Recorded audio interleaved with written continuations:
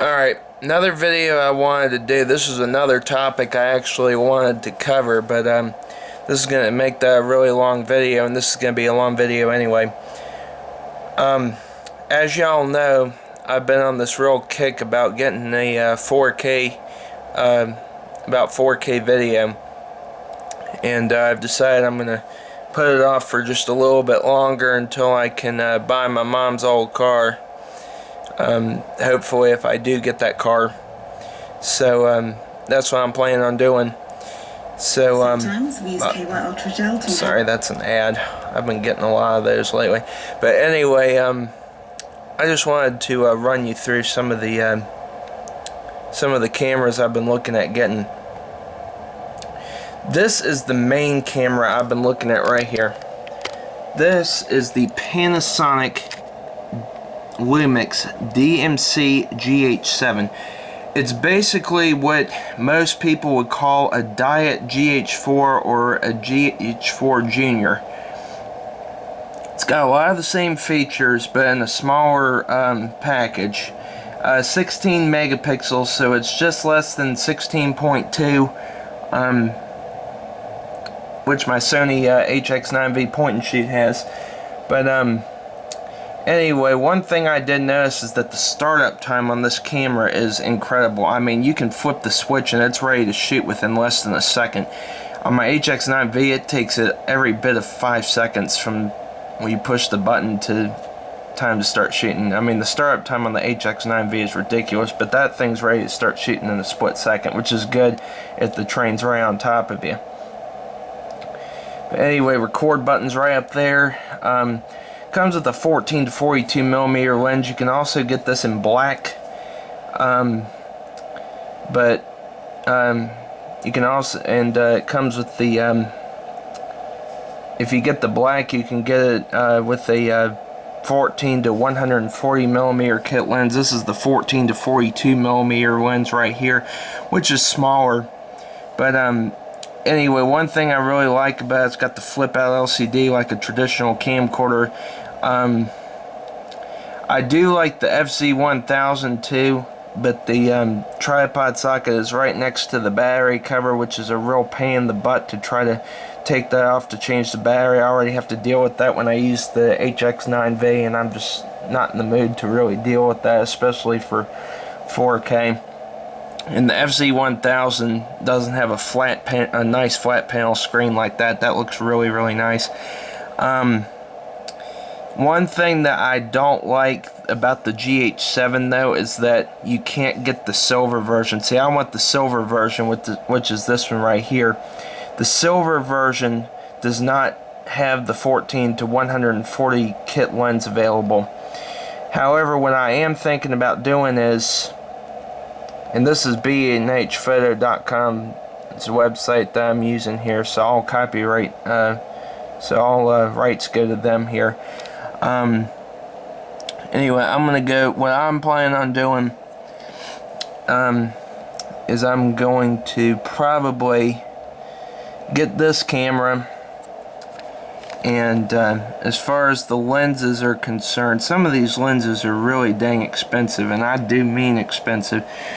But anyway, what I'll probably end up doing is probably go for either this Lumix GX 45 to 175 millimeter lens for $379, or I might go for the 45 to 200 millimeter lens for $269. I think that would be a good one right there. So anyway, the G7 is $797.99, so about $800, which isn't bad.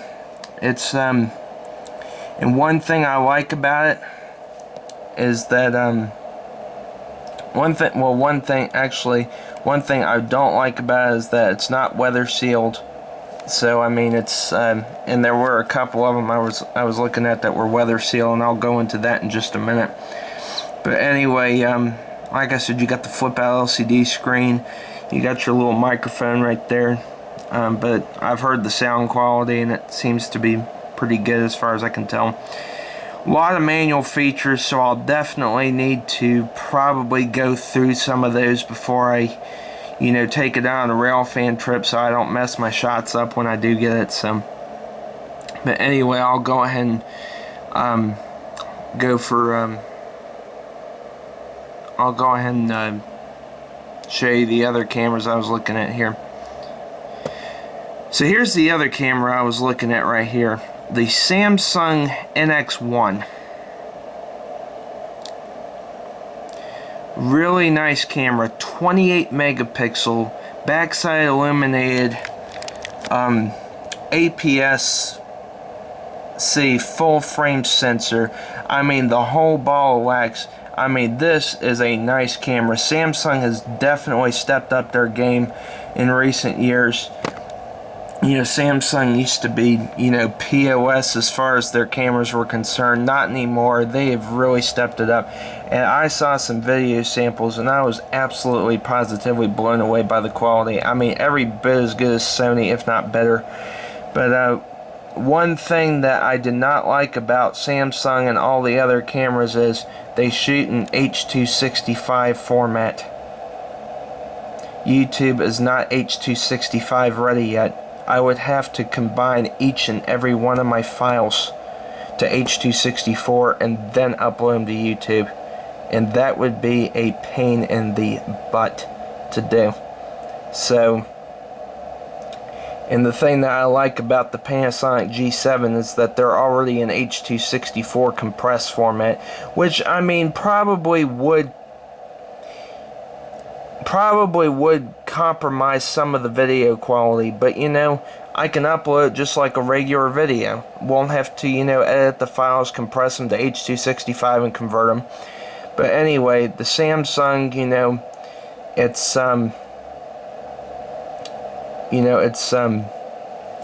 got the H.265, and like I said, it's very nice. It's got the but you know, it's got the H.265 format, and that's what I don't like about it.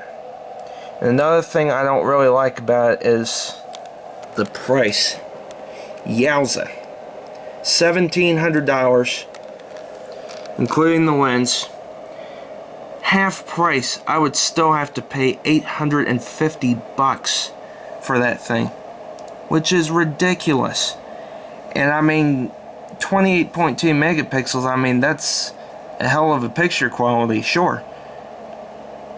But $850 is still $850. I mean, that's a lot. But one thing I do like about the Samsung NX1 is it is weather sealed. It's splash proof and dust proof.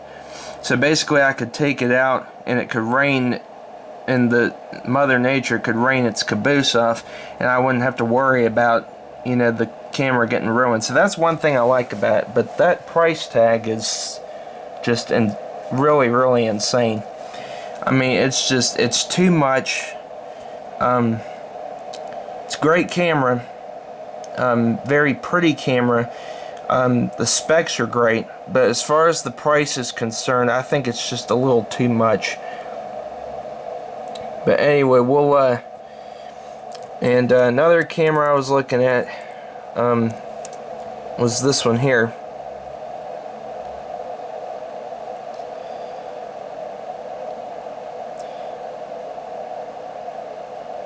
Oh, not that one. Hold on, I clicked the wrong one. Hold on. Oh, come on, thing. What the hell are you doing? Alright, there it goes. The Sony CyberShot DSC RX10 Mark II. Again, very nice camera. $1,300 though. $650 would be the half price for the thing. But it's got some great specs. It's a 20.2 megapixel 1-inch sensor. It's got a new Exmor RS backside illuminated CMOS sensor, which is a new CMOS sensor that had an Exmor R sensor. This is the new RS is a new thing for this year. And anyway, basically an improvement in every sense over the RX-10 original. Basically the same specs as the RX-10 original, but the RX-10 original only had 1080p video, and this has 4K. Plus, the RX-10 original only had the the Exmor R CMOS sensor, and this has the Exmor RS, so that's an improvement. But one thing I don't like about it is, again, the video format, except in this case it's XAVCS format, which Sony is exclusive to having. Again, not good, because I'd have to convert all the video files over to H.264 and then upload them to YouTube. Now, I think probably that won't be a problem, because I did hear a rumor going around that Sony PlayStation might merge with YouTube. I don't know if that's true or not, but if they do, they'll probably support H.265 and XAVCS by then, especially if Sony buys YouTube out. I think eventually they're probably going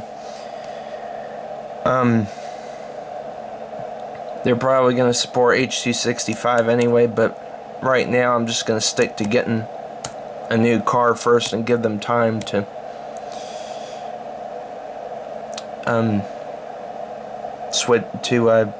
support it. But anyway, so that's the RX-10 Mark II. Now, I've seen video samples, and it takes some really good video. Another camera I was looking at, yes, the RX-100 Mark IV, the little brother version of this, the point and shoot little brother style version. Very nice camera.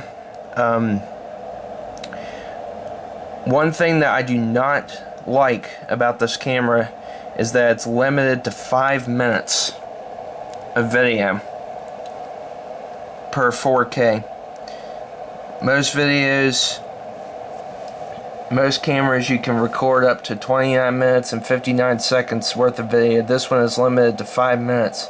Why? Because it's a small camera and the camera overheats. So basically, if I took a 5-minute long video at Collier and then started recording again, the camera would overheat and shut down, and I would miss that good shot. Not good. So I was considering it until I heard about the overheating issue. Plus, it takes a very, very small battery. It takes a NP-BX1 battery pack, which is pretty small, as you can see. So not good for 4K. I'd say maybe it would last 45 minutes tops, maybe an hour tops. So not very good. I would need a whole bunch of those. So anyway, cross that one off the list too. So anyway, the other camera, 2 more cameras I was looking at that shoot 4K. The all-new Panasonic GX8. I really want to like this camera. I really want to like this camera, because it's got a 20.3 megapixel digital live CMOS sensor, and it's weather sealed. It's 20.3 megapixels, which is the highest megapixel yet on a micro mirrorless 4/3 sensor. And I want to like it so freaking bad. But there's one thing that absolutely is keeping me from definitely wanting it. And you know what that is? It doesn't include a lens in the package. That's right. They force you to pay $1,200 for this SOB, and they don't include a lens. Are you kidding me? Why would they do that? All the other cameras, including the international version of this camera, include a lens in the package. This one does not. Why, Panasonic? Why would you do something like that? It does not make a lick of sense. So basically, what I would have to do is, if I wanted to get this camera, if I paid half price, if it went half price, I would pay $600 for it. And if I wanted to buy the really cheap lens for it, say, hold on a minute, give this thing a minute to boot. Okay, if I wanted to buy the really cheap lens for it,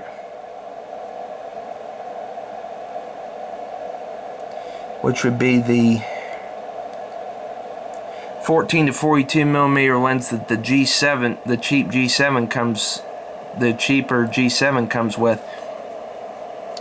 Look at that, $164.95. We'll just round that up to $165. So basically, I would be paying $765 still, half price, which is ridiculous. So basically, they don't include the lens in the package, which forces you to pay premium and buy the lens separately, whereas the international version of this camera does include the lens, and all the other mirrorless Micro Four Thirds and other interchangeable lens cameras include the lens. Now, if I wanted to buy, say, the other lenses, look at these prices: $299, $379, $269. If I wanted to buy this camera $600, well, just add up those prices and you can see how much I'd be paying for. But I really want to like that camera. I really do, because it's got the weather sealing. It's got 20.3 megapixels, which is an upgrade, like I said, from the HX9V that I have. That's 16.2 rather. So I really want to like it. And I mean, in the silver color, oh, that silver is so sexy. Look at that. That is so nice looking. I mean, it really looks nice, but I don't like that they don't include a lens. I think that's really sucky of them that they don't do that, and I do not understand why they don't. And so that's probably why I'm going to end up not getting that, and I'll probably just sacrifice getting the camera wet and getting the G7 instead. So I'm just going to go ahead and show this for kicks. And I was looking at the FZ1000 as well, but don't like the tripod socket being so close to the battery door, so I probably won't go for that. But anyway, so here's one more camera I was looking at. All right, the Panasonic Lumix FZ300. This is the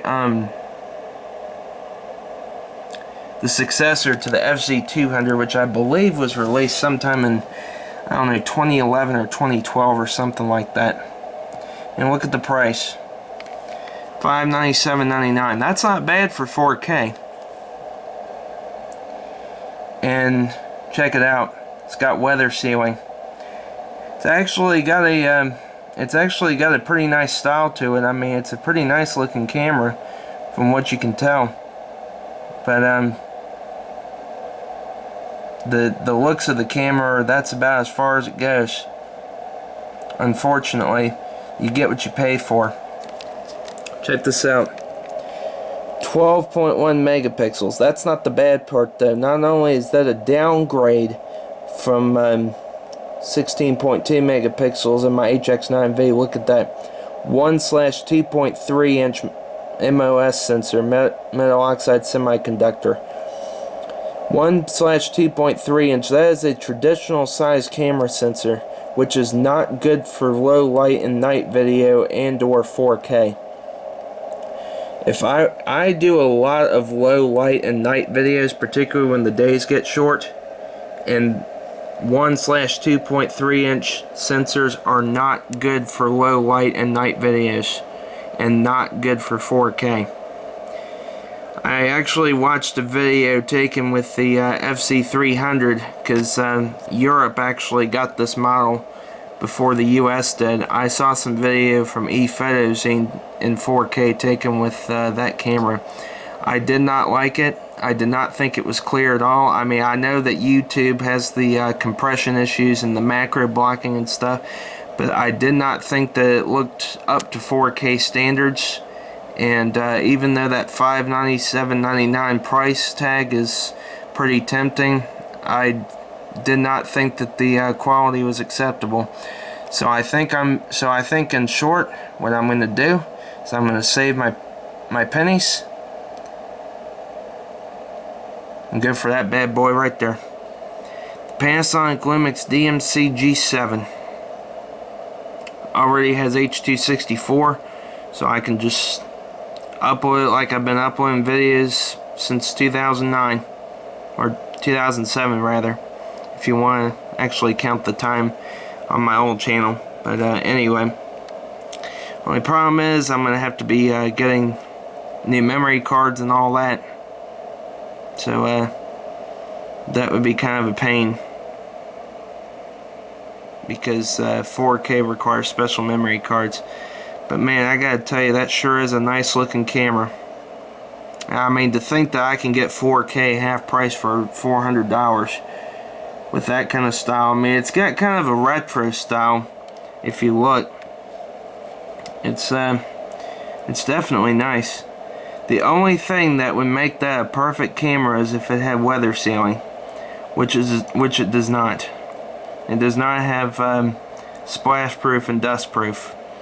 If it had that, that would be a #1 camera in my book, but unfortunately I would have to give it a 4 out of 5 star rating just because of that.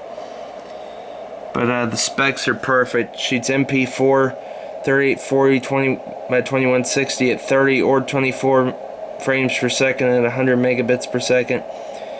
Also does 1080 and 720 and 480 and AVC HD and 1080i. Basically does everything. But it's pretty sweet. Got a whole bunch of features. Does up to 40 FPS burst rate. Holy crap. That is fast. That is a lot.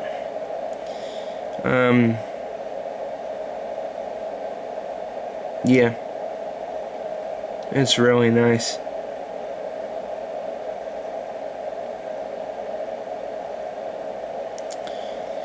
Software system requirements, Windows 8, that could be a problem if I upgrade to Windows 10, but anyway. Oh, that's for software. So maybe that's not for the camera itself. Okay, well.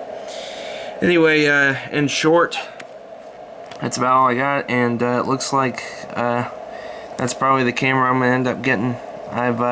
I'm normally a Sony guy and occasionally Canon, but I think I'm going to go for Panasonic Lumix this time. Anyway, I thank y'all for watching, and thank you for your time, and have a good day. Over and out.